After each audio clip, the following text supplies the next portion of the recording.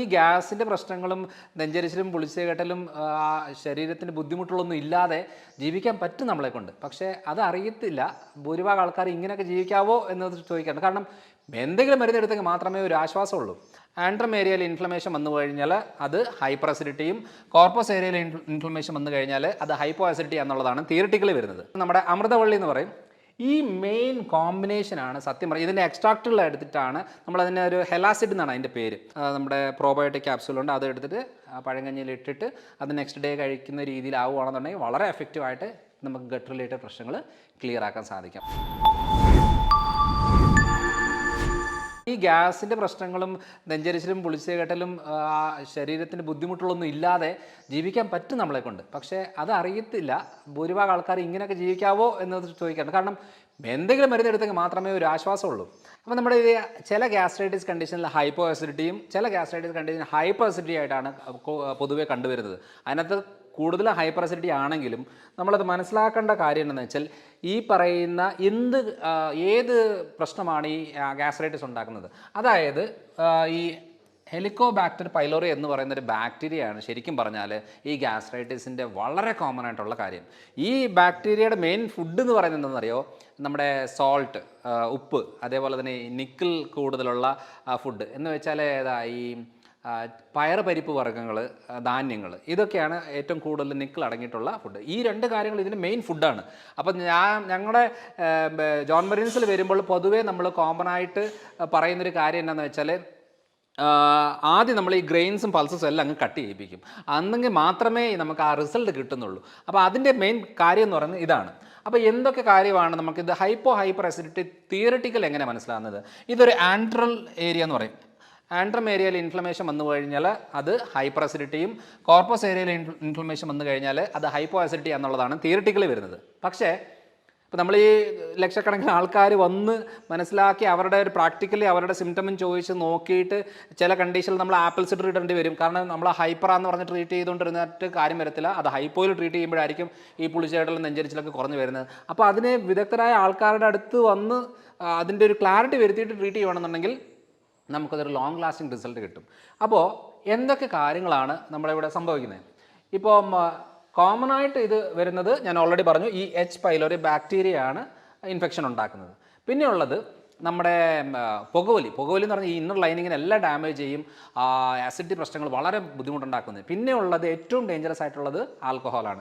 പല ആൾക്കാരും നമ്മൾ കണ്ടിട്ടില്ലേ, എപ്പോഴും ഭക്ഷണത്തിന് മുമ്പാണ് ഈ ആൽക്കഹോളൊക്കെ കഴിക്കുന്നതും കാര്യങ്ങളെല്ലാം ചെയ്യുന്നത്. ശരിയാണ്, അത് കഴിക്കുമ്പോഴാണ് ഒരു കിക്ക് വരുന്നതും പെട്ടെന്ന് ബ്ലഡിലേക്ക് കയറുകയും പെട്ടെന്ന് ചേഞ്ചസ് വരുന്ന എപ്പോഴും എംപ്റ്റി സ്റ്റൊമക്കിൽ കഴിക്കുമ്പോഴാണ്. പക്ഷേ ഈ അസിഡിറ്റി പ്രശ്നമുള്ള ആളുകൾ അങ്ങനെ എടുത്ത് കഴിഞ്ഞാൽ വീണ്ടും അത് വേഴ്സ്റ്റായി പോകും എന്നുള്ളതല്ലാതെ അവർക്ക് കൂടുതലും ഈ പറയുന്ന സ്റ്റൊമക് അൾസേഴ്സും ക്യാൻസറസും ഒക്കെ ആയിട്ടുള്ള കണ്ടീഷൻ പോകുന്നത് ഏറ്റവും കൂടുതൽ ഇങ്ങനെ റിപ്പീറ്റഡ് ആയിട്ട് ചെയ്യുന്ന ആളുകൾക്കാണ്. പിന്നെയുള്ളത് പ്രൊലോങ്ഡ് NSAIDs എന്ന് വെച്ചാൽ പെയിൻ കില്ലേഴ്സ്. അതായത് വേദനയാണെന്ന് പറഞ്ഞേച്ച് ആശുപത്രി പോലും പോകത്തില്ല, നേരെ പോയി മെഡിക്കൽ ഷോപ്പിൽ നിന്ന് ഗുളിക വാങ്ങിക്കുന്നു. ഒരു 2-3 സ്ട്രിപ്പൊക്കെ വാങ്ങിക്കുന്നു. ആവശ്യമുള്ള സമയത്തെല്ലാം ഇത് കഴിച്ചുകൊണ്ടിരിക്കുകയാണ്. മുട്ടുവേദന എന്ന് പറഞ്ഞിട്ട് വെയിറ്റ് കുറയ്ക്കാതെ, വിറ്റമിൻ ഡി എടുക്കാതെ, അതിന് വേണ്ടുന്ന കാര്യങ്ങളൊന്നും ചെയ്യാതെ ഈ പെയിൻ കില്ലർ വാരി തിന്നുകൊണ്ടിരുന്നു കഴിഞ്ഞാൽ എത്രയും പെട്ടെന്ന് ഇൻറ്റർണൽ ആയിട്ടുള്ള വയറിൻ്റെ ഡാമേജ് ഉണ്ടാകും. അതാണ് അതിൻ്റെ കാര്യം. ഇതൊരു സ്റ്റഡിയിൽ പറഞ്ഞേക്കുന്നത് ദ വേൾഡ് ജേർണൽ ഓഫ് ഗ്യാസ്ട്രോഎൻട്രോളജിയിലാണ് പറഞ്ഞേക്കുന്നത് 2014. ഹെലിക്കോബാക്ടർ പൈലോറി അസോസിയേറ്റഡ്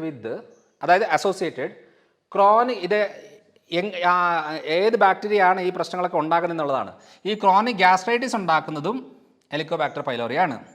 അതായത് നമ്മുടെ പ്രീ ക്യാൻസറസ് ലീഷൻസ്, അതേപോലെ തന്നെ ഗ്യാസ്ട്രിക് ക്യാൻസർ, ഇതെല്ലാം ഉണ്ടാക്കുന്നത് ശരിക്കും പറഞ്ഞാൽ എച്ച് പൈലോറി ബാക്ടീരിയ ആണ് എന്നുള്ളത് ഈ വേൾഡ് ജേർണൽ ഓഫ് ഗ്യാസ്ട്രോ എൻട്രോളജിയിലാണ് ക്ലിയർ ആയിട്ട് പറഞ്ഞേക്കുന്നത്. ഇത് ഞാൻ പറഞ്ഞതല്ല.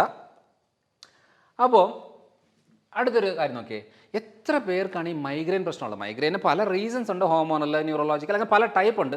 പക്ഷേ ഞങ്ങളുടെ ഒരു ക്ലിനിക്കൽ പ്രാക്ടീസിൽ മനസ്സിലായത് ഒരു 60% മൈഗ്രെയിൻ കിടക്കുന്നത് ഗട്ട് റിലേറ്റഡ് ആണ്. വയറിൻ്റെ പ്രശ്നമാണ് ഏറ്റവും കൂടുതലായിട്ട് വരുന്നത്. അതെങ്ങനെയാണെന്നറിയാമോ? ഇത് അതിൻ്റെ ഒരു സ്റ്റഡിയാണ്. ഞാൻ same world journal of gastro എൻട്രോളജിയിൽ വന്നേക്കുന്നത് association between Helicobacter pylori infection and migraine. അതായത് തലവേദന ഒരു സൈഡ് തലവേദന, വിശന്ന് കിടന്നാൽ പ്രശ്നമാണ്, ഉറക്കം ശരിയായില്ലെങ്കിൽ പ്രശ്നമാണ്, ടെൻഷൻ കൂടിയ പ്രശ്നമാണ്, യാത്ര ചെയ്ത പ്രശ്നമാണ്, സൗണ്ട് കേട്ട പ്രശ്നമാണ്, ലൈറ്റ് കണ്ട പ്രശ്നമാണ്, എല്ലാത്തിനും പ്രശ്നം വരുന്ന ആളുകളില്ലേ, അവരുടെ അതിനകത്ത് അവർക്ക് വയറ് സംബന്ധമായിട്ടുള്ള പ്രശ്നമുണ്ട് എന്നുണ്ടെങ്കിൽ അതിൻ്റെ മെയിൻ റീസൺ എന്ന് പറയുന്നത് ഈ എച്ച് പൈലോറി ബാക്ടീരിയയാണ്. അതുകൊണ്ട് നമ്മൾ ഏറ്റവും കൂടുതലായിട്ട് ഫോക്കസ് ചെയ്യുന്നത് എന്താണ്? തലവേദന എന്ന് പറഞ്ഞാൽ റിപ്പീറ്റായിട്ട് വരുന്ന ആൾക്കാർ, പലതരം മെഡിസിൻ എടുത്തിട്ട് മാറാത്തവർ, അവർക്ക് വയറിന് പ്രശ്നമുണ്ടോ അത് നമ്മൾ ഈ ഒരു രീതിയിലാണ് ട്രീറ്റ് ചെയ്യുന്നത്. ഈ റിസർച്ച് വെച്ചുകൊണ്ടാണ് നമ്മൾ ട്രീറ്റ് ചെയ്യുന്നത്. അല്ലാതെ ഈ മെഡിക്കൽ ടെക്സ്റ്റിൽ മൈഗ്രെയിന് ഇന്ന മരുന്ന് കൊടുത്താൽ നല്ലത് എന്ന് പറഞ്ഞിട്ട് യാതൊരു കാര്യമില്ല. ഈ റിസർച്ചുകൾ ക്ലിയർ ആയിട്ട് പറഞ്ഞേക്കുന്നത് വയറിൻ്റെ പ്രശ്നമാണ് മൈഗ്രെയിൻ ഉണ്ടാക്കുന്നത് ഒരു 60%. അപ്പോൾ അതാണ് മെയിനായിട്ടും നമ്മൾ ഉദ്ദേശിക്കുന്നത്. അപ്പോൾ ഞങ്ങൾ എങ്ങനെയാണ് ഇത് ട്രീറ്റ് ചെയ്യുന്നത്, അതാണ് മെയിനായിട്ടുള്ള കാര്യം. കാരണം ഇതിപ്പോൾ നമ്മുടെ എങ്ങനെയാണ് എന്ന് പറഞ്ഞ ഒരു സീക്രട്ടായിട്ട് മെയിൻറ്റെയിൻ ചെയ്യാനൊന്നുമില്ല. ഇത് എല്ലാവർക്കും നമുക്ക് പറഞ്ഞു കൊടുക്കുന്ന ഒരു കാര്യമാണ്, വീട്ടിൽ തന്നെ ചെയ്യാവുന്ന കാര്യമാണ്. ഒന്ന്, ഈ പറയുന്ന ബ്ലാക്ക് കുർക്കുമിൻ എന്ന് പറയും, ബ്ലാക്ക് ക്യുമിൻ എന്ന് പറയും. അത് നമ്മുടെ കരിഞ്ജീരകമാണ്. അപ്പോൾ കരിഞ്ജീരകം എന്ന് പറയുന്നത് ഏറ്റവും നല്ലതാണ് ഈ പറയുന്ന എച്ച് പൈലോറി കണ്ടീഷൻ, അത് ഗ്യാസ്ട്രൈറ്റിസ് റിലേറ്റഡ് പ്രശ്നങ്ങൾ, നെഞ്ചരിച്ചിൽ, പുളിച്ചേട്ടൽ, അങ്ങനത്തെ പ്രശ്നങ്ങളെ ക്ലിയർ ആക്കാനായിട്ട് ഏറ്റവും നല്ലതാണ്. രണ്ടാമതെന്ന് പറയുന്നത് ലിക്കോറൈസ് എന്ന് പറയുന്നത് നമ്മുടെ ഇരട്ടിമധുരം എന്ന് പറഞ്ഞാൽ ഇരട്ടിമധുരം അതേപോലെ എടുക്കാൻ പറ്റത്തില്ല. നമ്മളിപ്പോൾ മഞ്ഞളിൽ നിന്ന് കുർക്കുമിൻ എന്ന് പറയുന്ന സാധനം എടുക്കുന്ന പോലെ തന്നെ ഈ പറയുന്ന ഇരട്ടിമധുരത്തിൽ നിന്ന് ഈ DGL എന്ന് പറയുന്ന ഒരു കണ്ടൻറ്റ് നമ്മൾ എക്സ്ട്രാക്ട് ചെയ്ത് എടുത്തിട്ടാണ് ഈ പറയുന്ന എച്ച് പൈലോറി ഇൻഫെക്ഷൻ കുറയ്ക്കാനായിട്ട് നമ്മൾ കൊടുക്കുന്നത്. പിന്നെ ഉള്ളത് നന്നാറി എന്ന് പറയുന്നത് നറുനീണ്ടി എന്നൊക്കെ പറയും. അത് നമുക്ക് വെള്ളം തിളപ്പിച്ച് കുടിക്കാൻ പറ്റിയ ഏറ്റവും നല്ല ഒരെണ്ണമാണ്, നമ്മുടെ അങ്ങാടി കടകളിലൊക്കെ കിട്ടും. പിന്നെ ഉള്ളത് ഗുഡിച്ചി എന്ന് പറയുന്നത് നമ്മുടെ അമൃതവള്ളി എന്ന് പറയും. ഈ മെയിൻ കോമ്പിനേഷനാണ് സത്യം പറയും, ഇതിൻ്റെ എക്സ്ട്രാക്റ്റുകൾ എടുത്തിട്ടാണ് നമ്മളതിൻ്റെ ഒരു ഹെലാസിഡ് എന്നാണ് അതിൻ്റെ പേര്. അപ്പോൾ ഈ കോമ്പിനേഷനാണ് ഏറ്റവും കൂടുതൽ ഈ എച്ച് പൈലോറി റിലേറ്റഡ് പ്രശ്നങ്ങളെ ക്ലിയർ ആക്കാനായിട്ട് ഏറ്റവും കൂടുതലായിട്ട് ഹെൽപ്പ് ചെയ്യുന്നത്. അപ്പോൾ ഇങ്ങനെ ഒരു കോമ്പിനേഷനാണ് നമ്മൾ മെയിനായിട്ട് ഇതിനകത്ത് ഫോക്കസ് ചെയ്യേണ്ടത്. ഇങ്ങനെ ചെയ്യുമ്പോഴത്തേനും ഈ പറഞ്ഞ കുറച്ച് ഹെർബ്സാണ് നമ്മുടെ ഈ പറയുന്ന കാര്യങ്ങളെ, H pylori infection, gastritis related പ്രശ്നങ്ങളെയൊക്കെ കൺട്രോളിൽ നിർത്താനായിട്ട് ഏറ്റവും കൂടുതൽ ഹെൽപ്പ് ചെയ്യുന്നത്. ഇതിപ്പോൾ നമ്മളൊരു സൊല്യൂഷൻ പറഞ്ഞു ശരിയാണ്, പക്ഷേ നമ്മളത് ഏറ്റവും കൂടുതൽ ശ്രദ്ധിക്കേണ്ട കാര്യം എന്ന് പറഞ്ഞാൽ ഡയറ്റ് തന്നെയാണ്. ഞാൻ നേരത്തെ സൂചിപ്പിച്ചു, ഈ നിക്കൽ ഫ്രീ ഡയറ്റ് എന്ന് പറയുന്നത് ഈ എച്ച് പൈലോറി ബാക്ടീരിയയുടെ മെയിൻ ഫുഡ് എന്ന് പറയുന്നത് സോൾട്ടും നിക്കലുമാണ്. അപ്പോൾ ഈ നിക്കലിൻ്റെ പ്രത്യേകത എന്ന് പറഞ്ഞാൽ ഞാൻ ഓൾറെഡി പറഞ്ഞു, ഈ പയറ് പരിപ്പ് വർഗ്ഗങ്ങളിലും ധാന്യങ്ങൾ, അരി ഗോതമ്പ് സാധനങ്ങളിലൊക്കെയാണ് ഏറ്റവും കൂടുതൽ ഉള്ളത്. അപ്പോൾ ഇത് കട്ട് ചെയ്തിട്ട് വേണം ഈ ട്രീറ്റ്മെൻറ്റ് ചെയ്യുന്നതുകൊണ്ട് എന്തെങ്കിലും കാര്യമുള്ളൂ. അല്ലെങ്കിൽ ഒന്ന് ആലോചിച്ച് നോക്കി, ഈ നോർമൽ ഡയറ്റ് എടുത്തുകൊണ്ട് ഒരിക്കലും ഈ വയറിൻ്റെ പ്രശ്നം മാറാനേ പോകുന്നില്ല. അതിൻ്റെതായ രീതിയിൽ ട്രീറ്റ് ചെയ്തിട്ടേ കാര്യമുള്ളൂ. രണ്ടാമത്തത് ഈ ഫ്രൂട്ട്സും വെജിറ്റബിൾസിൽ ശരി പറഞ്ഞാൽ പുളിയുള്ള അതൊക്കെ സിട്രസ് ഫ്രൂട്ട്സുകൾ അത്ര നല്ലതല്ലെന്നേ ഉള്ളൂ. എന്നാലും നമുക്ക് വാട്ടർമെലൺ നല്ലതാണ്, മസ്ക് മെലൺ നല്ലതാണ്, അതേപോലെ തന്നെ പപ്പായ നല്ലതാണ്, പേരയ്ക്ക നല്ലതാണ്, ആപ്പിളിൻ്റെ പുളിയാണ് ഒരു മാക്സിമം പുളിയായിട്ട് പറയുന്നത്. പിന്നെ ചെറുപഴങ്ങൾ നല്ലതാണ്. ഇങ്ങനത്തെ കാര്യങ്ങളെല്ലാം, പിന്നെ വെജിറ്റബിൾസ് എല്ലാം നമുക്ക് വയറിൻ്റെ പ്രശ്നത്തിന് ഏറ്റവും നല്ലൊരു കാര്യമാണ്. പിന്നെയുള്ള കാര്യം എന്ന് പറയുന്നത് പ്രോബയോട്ടിക്കായിട്ട് തൈരും മോരും ഒക്കെ. പക്ഷേ തൈരെന്ന് പറയുന്നത് പുളിയുള്ള തൈരുകൾ അത്രയും എടുക്കുന്നത് നല്ലതല്ല.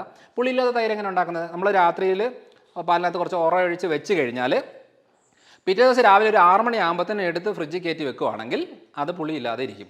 അതൊരു 10 മണി 12 മണിയൊക്കെ ആകുമ്പോൾ കഴിഞ്ഞാൽ അത് പുളിച്ചു പോകും. സോ അങ്ങനെ പുളിച്ചു കഴിഞ്ഞാൽ ഈ വയറിന് അത് അത്ര നല്ലതല്ല. സോ ഇങ്ങനത്തെ കാര്യങ്ങൾ ഉൾപ്പെടുത്തി നമ്മളൊരു ട്രീറ്റ്മെൻറ്റ് രീതിയിൽ ചെയ്യുവാണെന്നുണ്ടെങ്കിൽ, അതേപോലെ പഴങ്കഞ്ഞി, അങ്ങനത്തെ കോമ്പിനേഷൻ. പിന്നെ നമ്മളെപ്പോഴും പറയുന്നതാണ്, നമ്മുടെ പ്രോബയോട്ടിക് ക്യാപ്സൂളുണ്ട്, അത് എടുത്തിട്ട് പഴങ്കഞ്ഞിയിൽ ഇട്ടിട്ട് അത് നെക്സ്റ്റ് ഡേ കഴിക്കുന്ന രീതിയിലാവുകയാണെന്നുണ്ടെങ്കിൽ വളരെ എഫക്റ്റീവായിട്ട് നമുക്ക് ഗട്ട് റിലേറ്റഡ് പ്രശ്നങ്ങൾ ക്ലിയർ ആക്കാൻ സാധിക്കും. അപ്പം ഇങ്ങനൊരു കോമ്പിനേഷനിൽ വരുമ്പോഴാണ്, ഇല്ലെങ്കിൽ നമ്മളൊരു ഗുളിക എടുത്ത് എത്ര നാളെടുക്കും. ഇങ്ങനെ സിറപ്പുകളും ഗുളികകളും ആൻറ്റി ആസിഡ് ടാബ്ലറ്റ്സും ഒക്കെ എടുത്ത് കഷായങ്ങളെടുത്ത് നമ്മൾ കുറേ കാലം എടുത്തു കഴിഞ്ഞാൽ അതിൻ്റെ ഭാഗമായിട്ട് തന്നെ പ്രശ്നമാണ്. കുറേ ആൻറ്റി ആസിഡ് ഗുളികൾ എടുത്തു കഴിഞ്ഞാൽ തന്നെ ഹൈപ്പോ ആസിഡിറ്റി ആയിട്ട് മാറും. പിന്നെ അത് ശരിയാക്കാനായിട്ട് വേറെ മരുന്ന് എടുക്കേണ്ടി വരും. അങ്ങനെ രീതിയിലേക്ക് പോകും. അതുകൊണ്ട് കുറച്ച് ദിവസം, കുറച്ച് സമയം, അല്ലെങ്കിൽ സിവിയർ ആയിട്ടുള്ള വരുന്ന ബുദ്ധിമുട്ട് സമയത്ത് നമ്മളൊരു മരുന്ന് എടുക്കുന്ന പോലെ അല്ല ഇങ്ങനെ കാലങ്ങളോളം എടുത്തുകൊണ്ടിരിക്കുന്നത്. നല്ല ഹെൽത്തി ആയിട്ടുള്ള കാര്യമല്ല. അപ്പം ഇത്രയും കാര്യങ്ങളാണ് നമ്മൾ മെയിനായിട്ടും ശ്രദ്ധിക്കേണ്ടത്. അപ്പോൾ അടുത്ത തവണ അടുത്തൊരു വീഡിയോയുടെ വരാം. ബൈ.